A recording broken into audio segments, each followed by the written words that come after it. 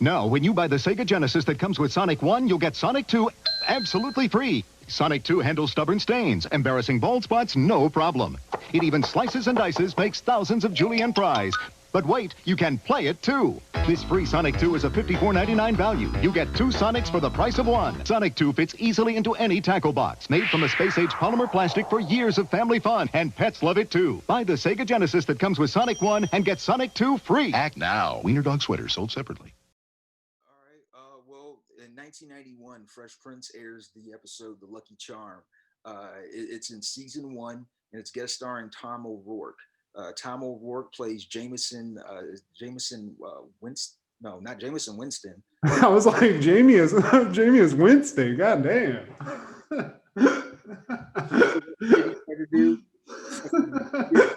And all of his teammates are looking Jamius Winston was in fucking Fresh Prince way back in the day, guys. And all of his teammates were looking at him like, what a fucking tool. Like, what was he trying to accomplish? Was that supposed to be the W or some shit? Like, what?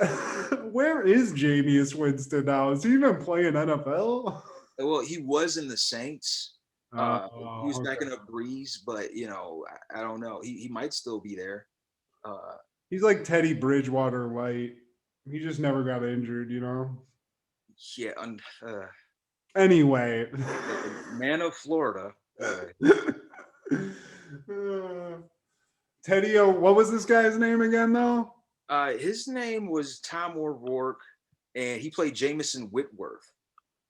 Totally not Jameson Winston. It's not the same. Tom O'Rourke. He is. He was on the tour. He was on the acting circuit in the 90s and into the 2000s. He was in Guiding Light, Growing Pains, 21 Jump Street as Captain Clarence Nelson, and not too many white guys named Clarence. L.A. Law, Life Goes On, Step by Step, Wings, Melrose Place, The Commish, Dream On, Law and Order. He was on every show in the 90s. This guy is the 90s, dude. Oh, man. Yeah. What's this guy's name again in real life? Or is that his name? He said his name's Tom O'Rourke? Tom O'Rourke, yeah. He's no longer with us. Rest in power, dude. You fucking, how much money did you leave behind? Hey, man, he was a working man. Word to Geddy Lee. And, Tom O'Rourke, he plays Jameson Whitworth, Uncle Phil's, one of his clients. Uncle Phil is part of the defense team or legal team for Jameson Whitworth. But Jameson Whitworth is... he believes in good luck and he believes in lucky charms, and he really creeps the family out. Vivian Banks, Aunt Viv, doesn't think too highly of the man. She thinks he's a creep. He's a peculiar fella. She's just shitting on him. She doesn't even have any sort of patience about it. She's just like, ooh, that guy, fuck that guy. That's basically her vibe about this dude. Yes, and he's very superstitious, and but he befriends Will because of a couple coincidences. He thinks Will is his good luck charm, and he lets Will make some major decisions, and hilarity ensues. And first of all, let me just say that Whitworth for sure traffics humans in some way. There's something going on here where this guy's making money like this. And, the thing that stood out, first of all, a guy like Tom O'Rourke, I wish he was alive to just tell the tale of the 90s, because this guy apparently was just hip hopping through the studios in LA, just making it like, get Tom on the phone. We need a white guy. Get Tom on the phone. We need a rich guy. He was living the life, really. And he had a certain prototypical look to himself where, he could be used for different stock characters. Very I'm trying to think of like a very like Sam Elliott type. I bet he went up against Sam Elliott a lot because he's just like a white dignified mustache, maybe not Western Sam Elliott, but just that type of dude where it's like he's older, he's rich, he's maybe he's not evil, but I could see him being an evil like billionaire and a lot of shit, Yeah, or a superstitious client of Uncle Phil. Now he first gets on the Will when they're playing golf, and ironically, Will says, "I'm not cool with carrying golf clubs." Mm-hmm. And Yeah, and little did we know he would play Bagger Vance years later. He played. I feel like Legend of Bagger Vance was based off this episode because all he did was what he does in that movie, which is take a breath, chill, And see the golf course, and that's exactly what Mr. Whitworth does. And then, I gotta say, Steve, I'm a golfer. I don't know if you golf. Maybe you have, maybe you haven't. nah, haven't reached. But I'll tell you, if you hit a hole in one, I mean, even if you go putt putting and you hit a hole in one, it's exciting. I get it. There's a lot of, it doesn't happen a lot. But for a man who's I would assume a multi-millionaire of some kind, to then take whatever that is and say, I'm going to let you make all my decisions because I got a hole in one near you one time. Again, that makes me question what his business is because there's a guy that's just making decisions like this. I would assume he's taken a lot of L's because what you haven't said is that before Will was his financial advisor, Yeah, it's indicated that his stuffed dead dog Sparky yeah. was his financial advisor. So He'd take tax advice from his dog. He got hit by a truck. He had his pet dog stuffed and kept him in his office. Um, so he takes a lot of gambles, and that's the life, I guess. I Uh, mean, let's just talk about Whitworth here. Are we talking like an Epstein type dude where you well, go a little deeper and maybe Will's like at a party? There's, there's some people that are like a little nervous to tell them why they're there, like that type of thing? Or is this all up on the up and up? not quite Epstein, but I do know he's a freak. We both know that him and his wife are freaks because after Will laced him with game, he said he had sex with his wife 3 times. I mean, dude, This is this before guy's a Viagra. legend, dude.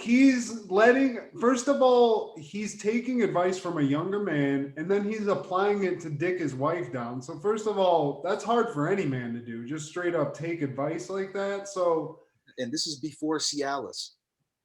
what I mean, and also, I gotta say, this is my conspiracy theory of this episode that kind of ties into what you were saying about Aunt Viv not liking this guy and just sort of having a dismissive attitude.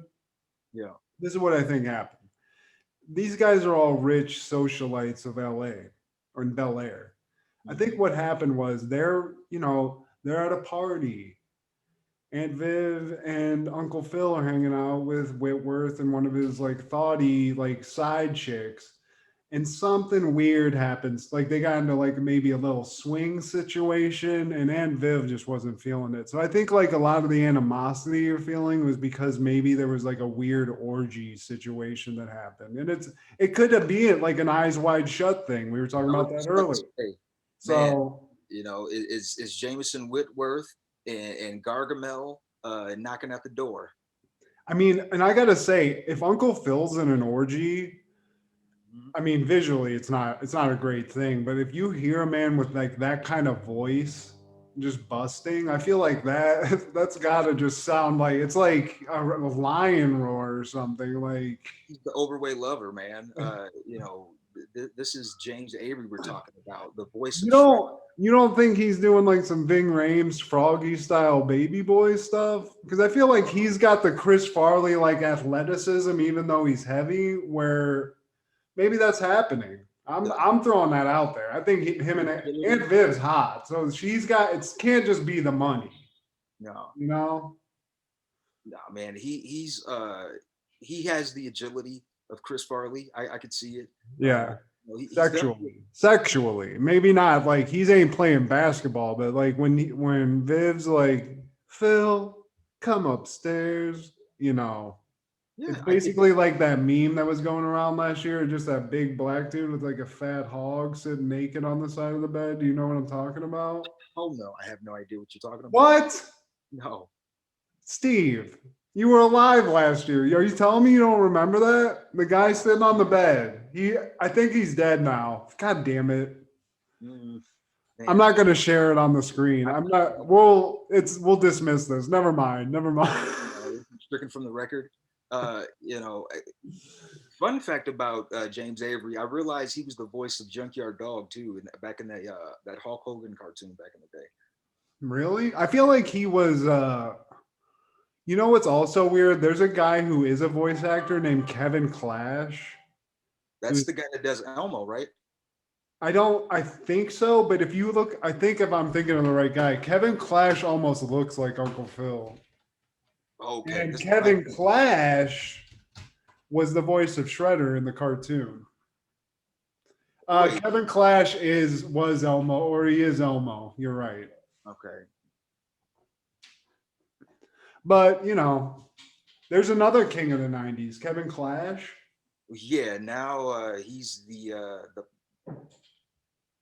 pariah, one of the pariah. What did he do?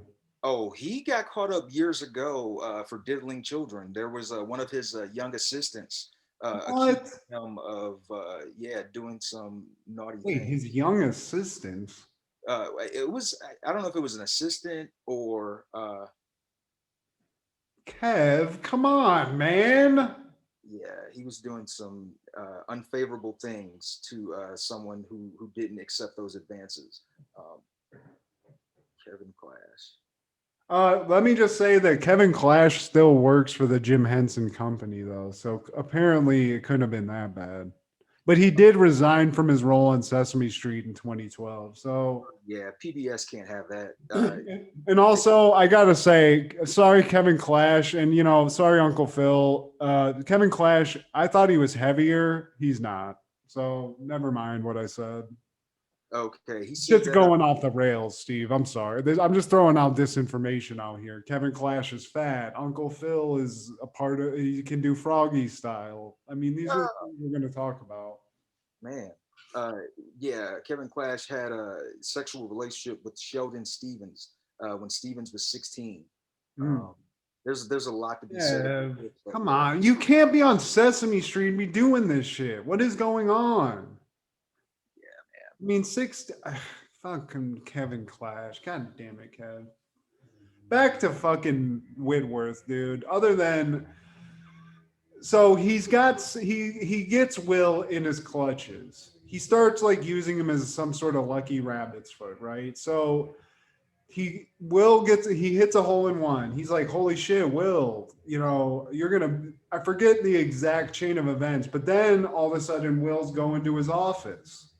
And he's sent there by Uncle Phil because Uncle Phil's worried that the relationship's weird. Yeah. And not in like a sexual way. Like Whitworth is just trying to use Will for like financial advice, which is insane because he's a 17-year-old kid. Yeah. So Will goes to his office. Again, it's that very like Tim Burton-ish Batman Returns office where it's just like some weird white, multi-millionaire businessman's office. He's got his dead dog on the shelf. He's got some weird stock computer. And Will tries to talk him out of being his financial advisor, but every word out of Will's mouth is yet another reason why this guy wants to invest. He says a number. It's Whitworth's favorite number. 17. So, That's like a sign that. I feel like he's satanic. I feel like I'm changing it. I think Whitworth is into Satanism. So like all these signs and all this like shit where it's like, oh, this is my favorite number. I'm gonna do 17 million in investments. Like maybe that's some weird like Satanist shit he figured out. Yeah, that it's a part of that cult. That they are a satanic like S&M kind of deal on some Eyes Wide Shut shit where they slaughter hogs' heads. Will, get out of there. But anyway, so Will, instead of leaving this office and just saying, you know what, man, I'm 17. I can't do this. Will comes back looking like Gordon Gekko from Wall Street. He's fucking dripped out. He's got his like 3-piece suit on. He's got a brick phone. He's living that Bel-Air lifestyle. And he just fully, I guess, maybe like got inducted into the Illuminati or whatever, but he's now a multimillionaire's financial advisor simply because he's lucky. Yeah. And Uncle Phil demands that he call this shit off, man. End this, man. This is ridiculous. It's And getting out. Uncle Phil's like, I can't. He's not the judge yet. See, No. I always remember Uncle Phil as a judge of some kind, but no, he's just a fucking guy. He's a lawyer, so he's all about saving the account, even though this guy's like clearly some kind of whack job. Yeah. But at this point, all bets are off, and it's like, hey, we gotta just cut this cord now. And Uncle Phil demands that he ends all of this, but instead, Jameson has Will deliver the news that Uncle Phil is fired. We're not going to do business anymore. And I feel like that's kind of cowardly. You had Will tell his uncle that. You have are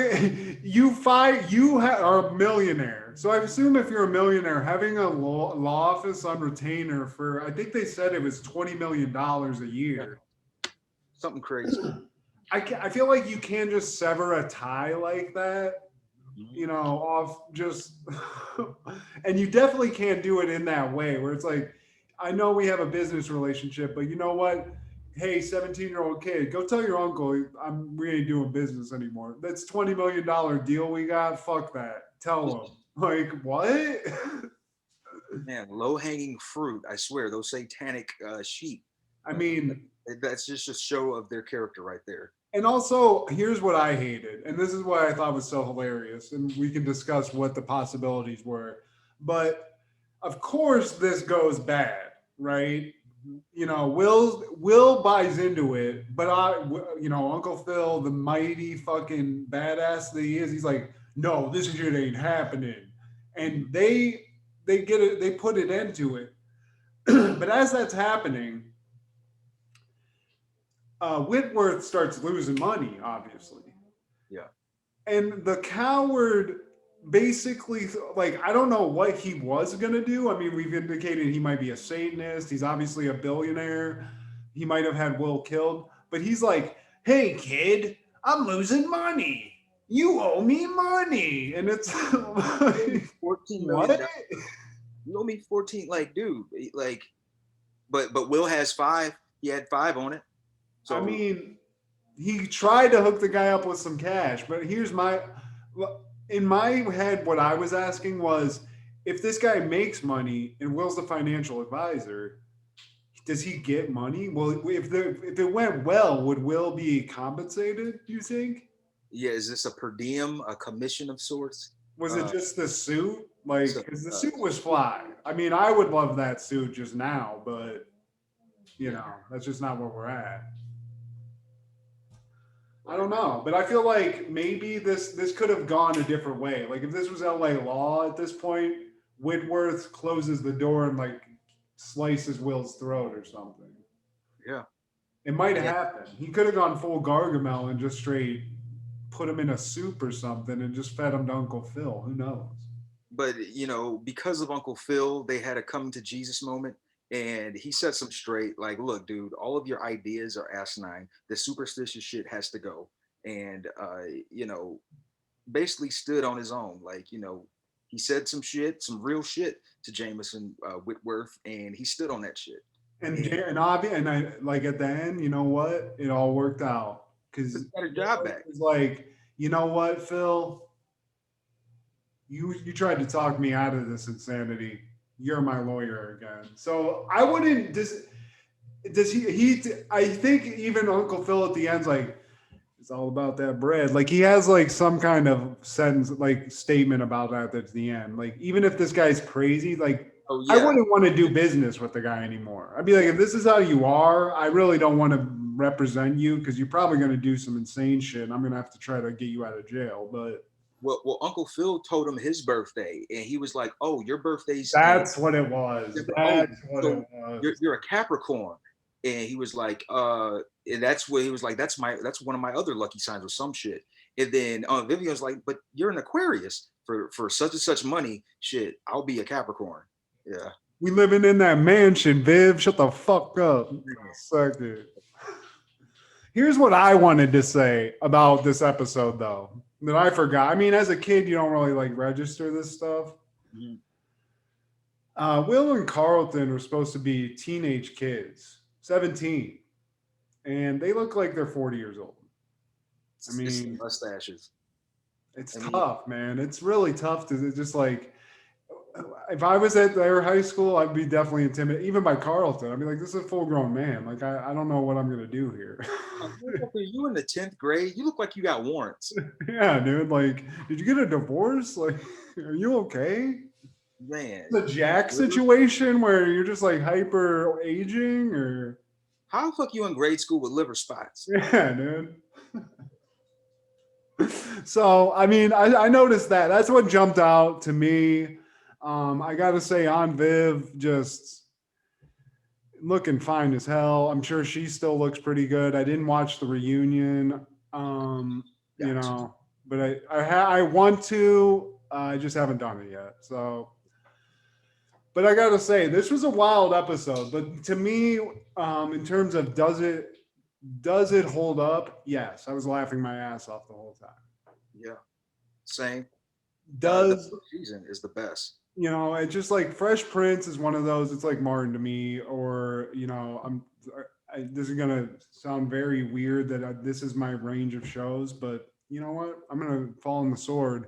I also think Frasier is also a timeless classic. You can say what you want, but Yeah, I take your word for it. yeah, It was I great. mean, I get it. Fresh Prince, Martin, these and Frasier in the same mix. It doesn't really seem like the right, like something's wrong there, but Yeah, I totally wasn't expecting you to say Frasier. I'm telling you, dude, home improvement. But like, even that, I can't really tell you if that holds up. But like, Well, Martin definitely does, and Fresh Prince in that same vein does there's really no drop off.